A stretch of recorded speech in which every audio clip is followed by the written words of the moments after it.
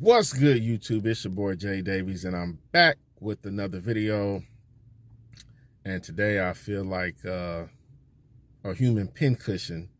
I went to pick up my prescription medicine, and as the doctor was giving me my stuff, I'm checking my name, checking the prescription to make sure it's my name and the right medication, all that good stuff.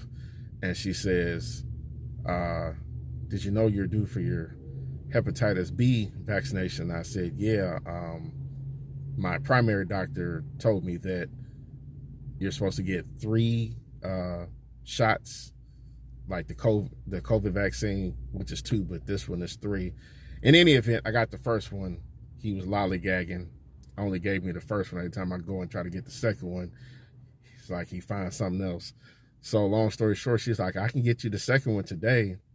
I said, okay, cool. Because I like to, keep up to date on my vaccinations and all that good stuff. And then she says, and I see on here that you have shingles. And I'm like, yes, unfortunately. And she says, you can get the shingle vaccine today too. And I said, is it covered through Medicaid? And she said, yeah, there's no copay for that. You can get it done too. I said, here? And she says, yes. I'm like, oh boy.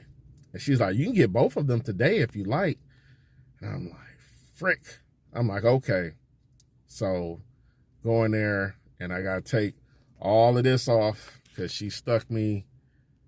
I don't want to touch it because it's sensitive. This arm 2 times.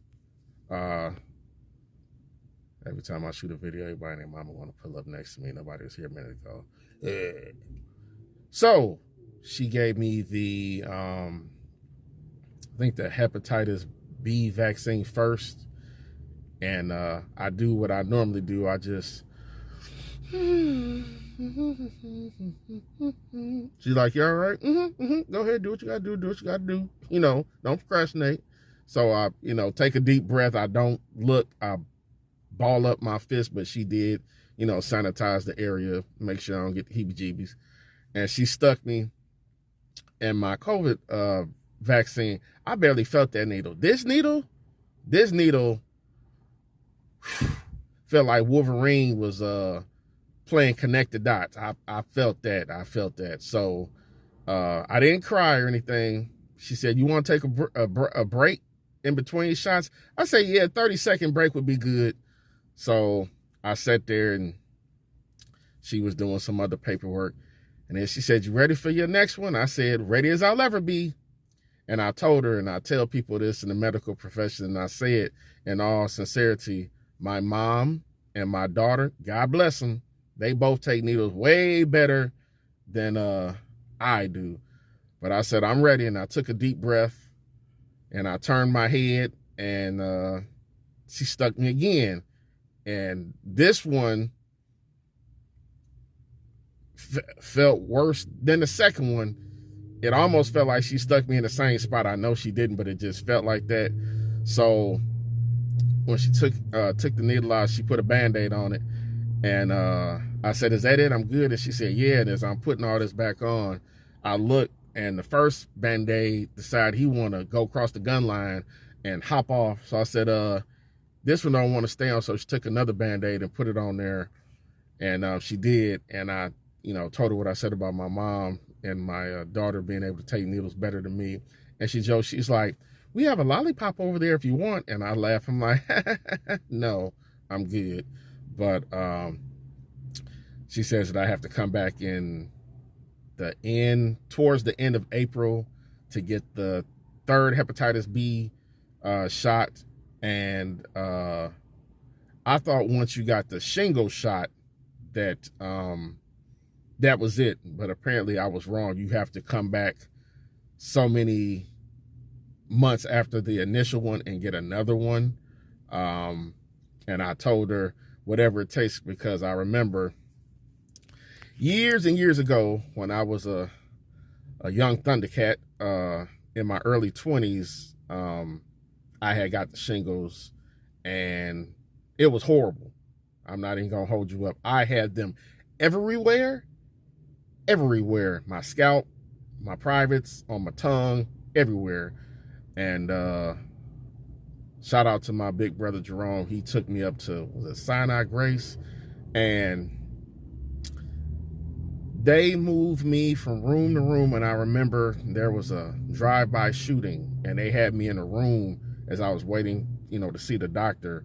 And they said, oh no, there's been a drive-by shooting, that we need the family in here to grieve, and we got to ask some few questions. I said, okay, I can respect that. So they moved me into another room, and I'm sitting there getting more irritated because I'm sitting there and I wanted to scratch, but I'm too light-skinned to be walking around looking like I got chocolate chips on my skin, so I resisted temptation. And they moved me again. I'm like, what the freak? You already done moved me. Sorry about that, guys. I was having technical difficulties. I'm back. Yeah, so where was I? Oh yeah, at Sinai Grace. The third room they stuck me in, it literally looked like a the Looney Tunes room. That's the best way I can say it. It was a padded white room. There was one door with the tiny, tiny window, and I said, the next person to come see me better be a doctor, because I'm not moving again. So after about 10 minutes, seemed like forever, the doctor finally took me in this room, and he was like, oh my goodness, they are everywhere. And I said to myself, you telling me? So he gave me this oatmeal ointment to put on, and because I have very sensitive skin. So some kind of oatmeal ointment, rub or whatever, and then I had to get the body wash, and then they released me, you know, my brother, to take me back home, because when I say I have sensitive skin, and this is the first time I got them, because I got them in my late 20s, and they said that the later that you get them in life, the more dangerous it can be, because it messes with your immune system. And my skin is so sensitive, and like I said, this is the first time I got them. If I was outside and the wind blew too hard, they would just raise up like welts.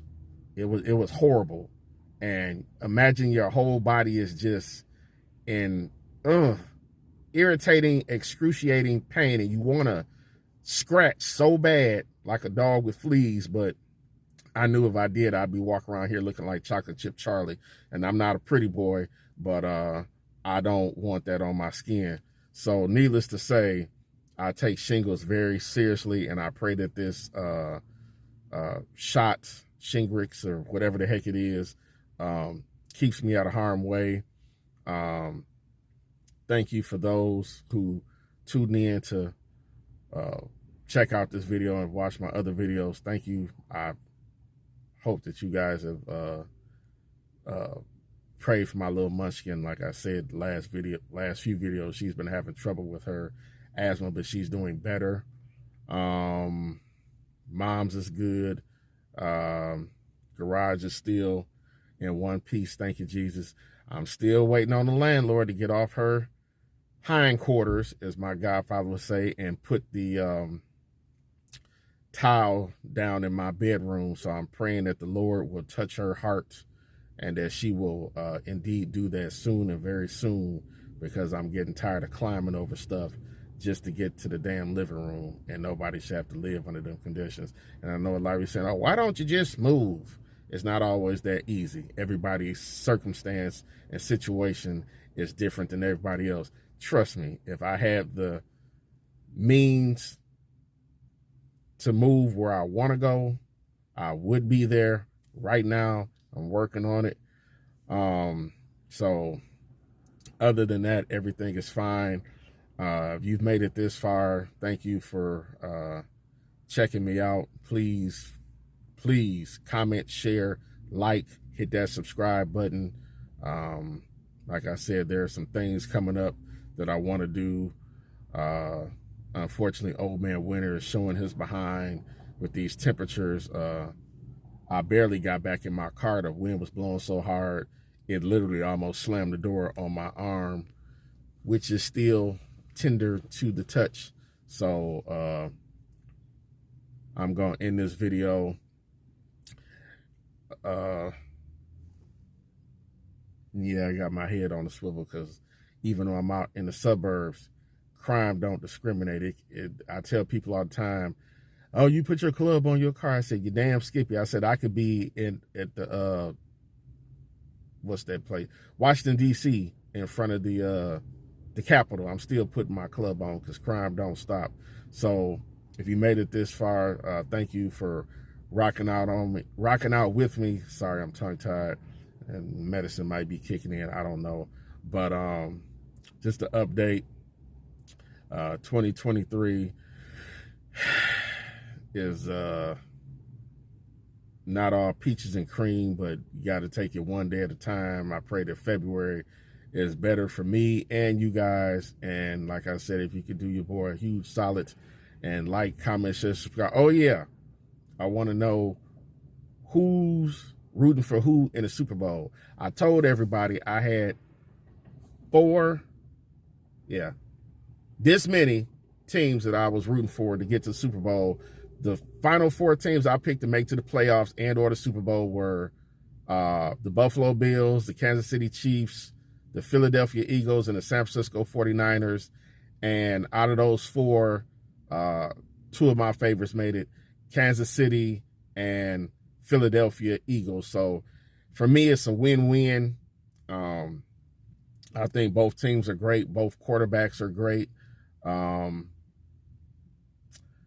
kind of leaning towards Kansas City because my pops lives in Kansas City. Last I heard, that's a whole nother story. But Patrick Mahomes is my guy. And to see him out there on one leg, basically hobbling around, that shows a lot of grit and guts. And people say, oh, he only got one leg. He can do on one leg what most people can't do on 2.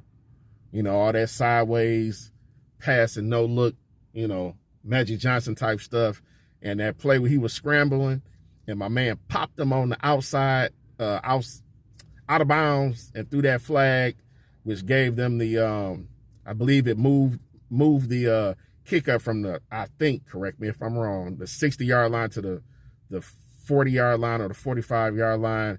And Harrison Butker, I believe that's their kicker, bloop, through the uprights. That was the icing on the cake. So I pray that the Chiefs pull it out. But on the other hand, if Philly wins it, I'll be just as happy because I've been a Philly fan since, back in the day when they had Randall Cunningham.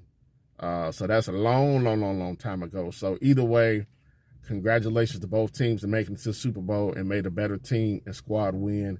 And with that else being said, I think I'm going to end this video. I don't have too much else to say. But if you could do me a huge favor, please like, comment, share, subscribe. And yeah, I think I'm going to go back in my rabbit hole because my arm is a little tender. So I think I got one cerveza. For those of you who don't know, that's beer in Espanol. So I'm going to go there and drink me a cold one to soothe my pain. And hopefully my arm will not be so tender. Because like I said, I hate needles. I know I had to get a needle to get this tat on my right arm. But as far as getting poked and jabbed, that ain't my thing. So with that being said, love y'all. Appreciate y'all. And until the next time, peace.